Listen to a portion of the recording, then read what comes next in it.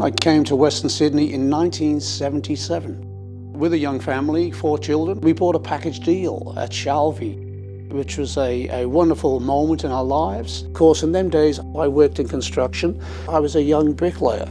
Living in Shalvey was a pleasure. Great neighbours, great times. When people needed support, we were all there for each other.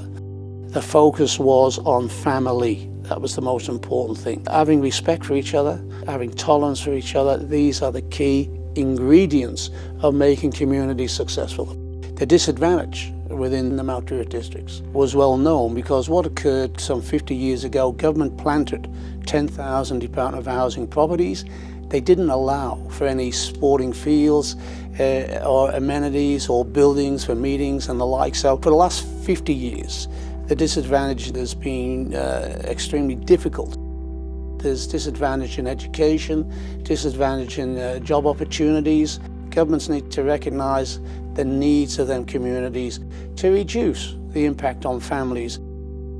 I wanted to do something that I could improve the lives of ordinary folk in Shalvey and Mount Druitt Estate and Blacktown in particular. I understand what disadvantage and poverty is all about.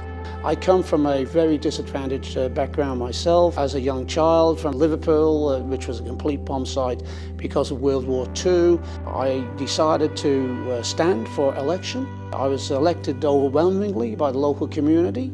Since that time, I've been very, very active in making sure that we improve the lifestyles and the areas of the Mount Druitt Estate.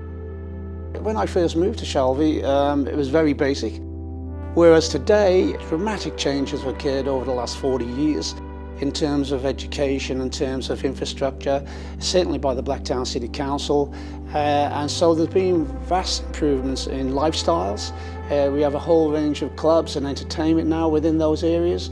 I think the growth of Blacktown is phenomenal at the moment. We've had an influx of corporate organisations that have come into Blacktown, in particular in the Marsden Park areas. They've created something like 8,000 jobs already. We have other major investors coming in, and I've spoken to them, offering to bring in something like $4 or $5 billion of construction to transform Blacktown City. Our current population is approximately 400,000. Over the next 10 or 15 years, another 250,000 people shall come into Blacktown City.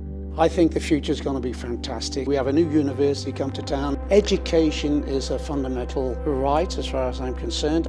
Currently we have 18,000 students going out of Blacktown City. We now have a university in Blacktown CBD itself. That will really propel the city to greater and bigger things. What makes Blacktown different? We have 188 different nationalities. We have enormous diversity of communities. We have this mantra, we are a family. No matter where you come from, we welcome you, we welcome refugees, we welcome anyone and everyone into our city because this diversity is making us so rich in the way the city is developing. I think this is what makes us different. So we have something special in Blacktown. And this is why as a council, we believe in people.